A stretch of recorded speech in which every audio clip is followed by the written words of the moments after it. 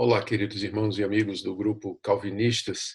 Eu sou Augusto Nicodemos, tive o privilégio de ser colega de turma do reverendo Roberto, moderador desse grupo, que me convidou para dar uma palavrinha para vocês acerca da situação da igreja no presente contexto, quando nós nos vemos em isolamento social e sofrendo os efeitos disso.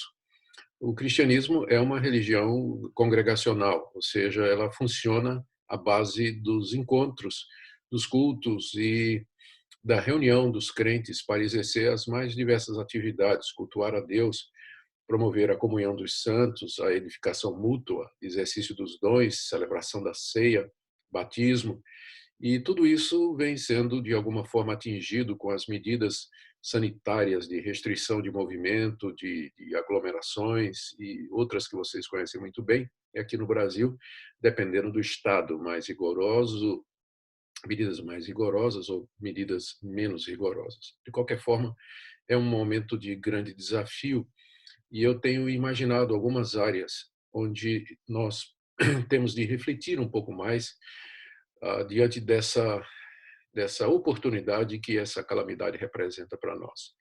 Em primeiro lugar, eu tenho pensado que, como calvinistas, nós precisamos prestar bem atenção se nós entendemos o que é que a Bíblia nos ensina sobre a soberania absoluta de Deus e a nossa responsabilidade. Porque é muito fácil para nós, calvinistas, enfatizarmos a soberania de Deus ao ponto em que nós ficamos paralisados. Nós não oramos porque, no íntimo, lá no fundo do coração, a gente tem dúvida se a oração vai adiantar alguma coisa, uma vez que Deus já decretou tudo o que existe. Nós não agimos porque, no fundo, perguntamos se as nossas ações elas são realmente importantes ou se elas podem fazer a diferença no cenário, uma vez que Deus já decretou tudo o que existe. E nós não evangelizamos também, porque lá no fundo do coração pensamos que Deus já escolheu os que são seus e que ele vai salvar os seus eleitos, independente do que eu faça ou deixe de fazer. É claro que nem todos chegam a essa conclusão, mas é uma tentação muito sutil. No meio de uma pandemia como essa, nós quedarmos passivos, dizendo no fundo do coração, foi Deus que trouxe tudo isso, e ele vai cumprir o seu propósito, indiferentemente da minha oração, da minha ação. Eu creio que essa é uma hora para nós calvinistas lembrarmos que os grandes homens de Deus de convicção reformada e que criam plenamente na soberania de Deus, em momentos de grande desafio, eles não ficaram passivos. Eles agiram, eles intercederam, eles clamaram diante de Deus e eles agiram dentro dos limites que eles poderiam agir. O exemplo maior é o do próprio Calvino em Genebra, um momento de crise, momento de que a reforma estava sofrendo retaliação, muitos refugiados chegavam e a ameaça da Igreja Católica era cada vez maior. Entretanto, o nosso reformador, ele tomou medidas, era um homem de oração, de súplicas, ele agiu, ele promoveu, através da direção da cidade de Genebra, a implementação de leis que facilitassem o serviço religioso, que ajudasse os pobres e assim por diante. E exemplos não faltam. Então, primeira coisa, somos calvinistas, mas isso não significa que nós somos passivos. Nós temos que orar, clamar a Deus para que cure os doentes, para que ele alivie esse momento de grande sofrimento e para que ele nos dê graça e sabedoria para enfrentarmos as dificuldades adicionais que virão pela frente. Tá bem? Então, um outro ponto relacionado a esse, dentro da nossa responsabilidade, talvez a gente fique tentado a se acomodar à situação, achando que uma vez que essa pandemia, sem dúvida, vem da parte de Deus, que nós então não temos muito a fazer. Eu creio que vai ter que chegar a hora em que nós vamos ter que lutar pela nossa liberdade religiosa e o fato de que Deus é soberano não deverá ser um empecilho para isso. Uma outra área que eu acho que traz um grande desafio para nós é na compreensão dos dons espirituais, especialmente aqueles dons chamados de espetaculares ou extraordinários, e que sempre estão no centro da controvérsia entre cessacionistas e continuistas, o dom de línguas, o dom de profecia e o dom de curas. É interessante notar que, na verdade, esse é um desafio mais para as igrejas de linha pentecostal e neopentecostal, que têm afirmado que hoje existem pessoas com o dom de curar, exatamente como os apóstolos e mesmo profetas capazes de antecipar o futuro e dizer com exatidão o que é que vai acontecer. Onde essas pessoas estão é um mistério, porque não apareceram profetas para advertir a humanidade a respeito da chegada dessa pandemia, não há profetas, pelo menos você não, se nós chegarmos, dermos uma examinada nas redes sociais, no final do ano passado, algum período, nenhum desses grandes profetas, que dizem que são profetas, que têm revelação da parte de Deus, líderes de movimentos e de igrejas, nenhum deles antecipou, profetizou a chegada dessa pandemia, desse flagelo. E também onde estão aqueles que têm o dom de curar, não é verdade? Deus cura em resposta à oração. Mas isso não quer dizer que nós tenhamos aqui no nosso meio pessoas com os dons apostólicos de curar quem eles queriam e de maneira eficaz e definitiva. Então não se tem notícia de ninguém com esses dons chegando nos hospitais, hospitais de campanha, estendendo a mão, tirando os doentes do leito ou curando pessoas que foram atingidas pela Covid-19. E não estou aqui para debochar nem para fazer menos dos que creem assim, mas que é uma oportunidade para eles refletirem. Onde estão, então, esses dons extraordinários, uma vez que eles acreditam que eles estão presentes, quando mais nós precisamos deles? Então, é um momento para refletir. Não é um momento de virar cético, porque esse é um momento de disciplina da parte de Deus, em que Deus está colocando sua mão sobre a igreja. E nós temos que nos humilhar e nos curvar diante dele. Há um outro ponto aqui que vem sendo motivo de grande desafio, e eu sei que também para você, é a questão da presencialidade e a virtualidade das nossas atividades. O que está em jogo aqui é o culto, se nós podemos ter culto sem ser presencial, culto online, e com ele a celebração da ceia e do batismo. Eu pessoalmente acho que há elementos na fé cristã que só são possíveis de forma presencial. A comunhão dos santos, ela não pode ser mantida simplesmente de maneira virtual. Quando nós estamos nos comunicando virtualmente ou fazendo uma reunião virtual, nós não estamos juntos. Nós estamos apenas, ao mesmo tempo, acessando um dispositivo que nos permite ver uns aos outros e falar uns com os outros, mas nós estamos ausentes uns dos outros.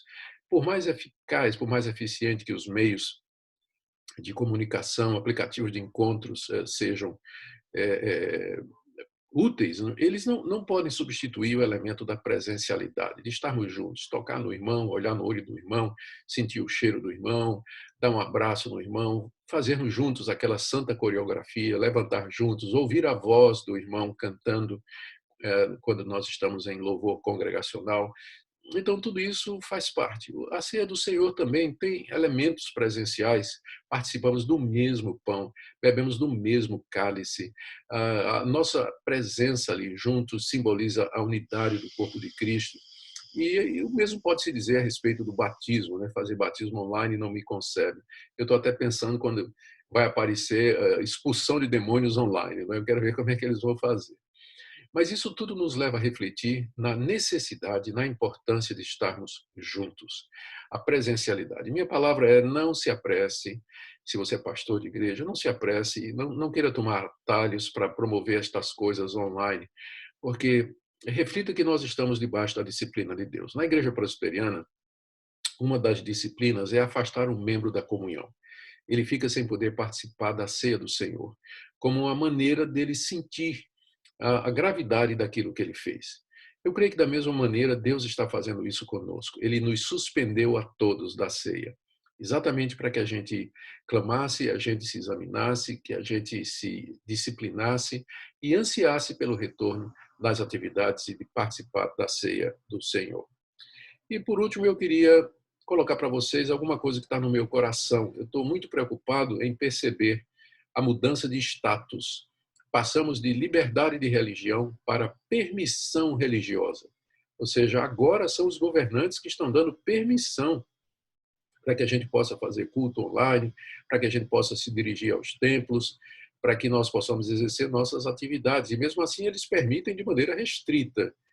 E muitos desses governantes, há diferentes medidas, dependendo do estado e da prefeitura, Mas muitos desses governantes, eles são informados e são orientados por equipes técnicas e científicas de universidades onde predomina o materialismo, onde predomina o ateísmo, o naturalismo filosófico, que não creem na transcendência.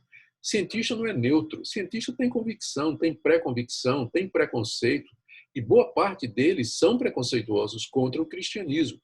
Então, boa parte dessas medidas sanitárias, enquanto que parecem justas e parecem boas para impedir o alastramento da epidemia, e nós queremos contribuir com isso, né? Nós somos cidadãos de bem, queremos ajudar, entretanto, elas são feitas com base em pesquisas conduzidas por homens que não creem que religião é uma atividade essencial do ser humano, por pessoas que acham que nós somos apenas matéria, que não tem nada além do físico, do que é tangível, palpável ou mensurável pelo método científico.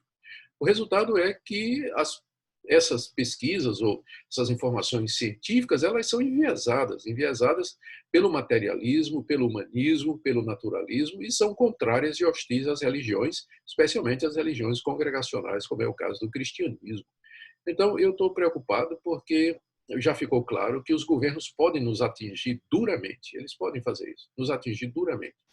E eu não sei o que é que virá depois, o que é que vem depois. Né? Talvez aqui foi um balão de ensaio para uma perseguição. Eu não sou adepto de teologia de conspiração, eu estou apenas externando a minha preocupação com os fatos, né? Com o que eu estou vendo. Vocês têm acompanhado o noticiário, tem havido abusos, né? Aqui e acolá, é verdade, são feitos pontuais, polícia entrando em casa para acabar com o culto doméstico, impedindo, tirando o programa de rádio da grade das emissoras, como aconteceu aqui no interior de Pernambuco, e uma série de outras medidas mais abusivas. Né? Mas, pela graça de Deus, estamos aqui e ficamos atentos. Eu termino nessa minha palavra falando da necessidade de continuarmos em oração. O momento é grave, o momento é sério, além do problema do isolamento e do impacto nas nossas atividades presenciais, com certeza o efeito econômico, a segunda onda, que vai ser bem maior do que a primeira, haverá de atingir duramente as igrejas, e já tem atingido, fazendo com que as contribuições diminuam, e assim atingindo diretamente os missionários, os obreiros e os pastores. Então, oremos para que Deus tenha misericórdia, que Deus nos ajude a viver com menos, porque certamente teremos que fazer isso, e para que Ele nos dê o pão de cada dia para nós, para a nossa família. Vamos orar. Vamos lutar. Precisamos estar atentos. Nós não podemos aceitar o que está sendo feito quando é abusivo. Nós não podemos aceitar os abusos passivamente. Mas devemos estar preparados. Nós vivemos num país de um Estado democrático de direito. Nós temos liberdades e direitos garantidos pela Constituição. Vai chegar a hora que nós vamos ter que apelar para isso. Nós vamos ter que entrar em batalha judiciária e vamos ter que fazer protestos. Não sei o que é que vai acontecer. Por enquanto, eu creio que não chegou nesse ponto. Eu estou apenas dizendo que a gente precisa se preparar. E a gente precisa ensinar aos nossos membros a teologia da cruz e não a teologia triunfalista de alguns profetas da prosperidade que dizem que de Deus só vem coisas boas, Deus quer que sempre sejamos ricos, saudáveis e bonitos e prósperos. Sim, nosso Deus nos abençoa com tudo isso, mas não sempre.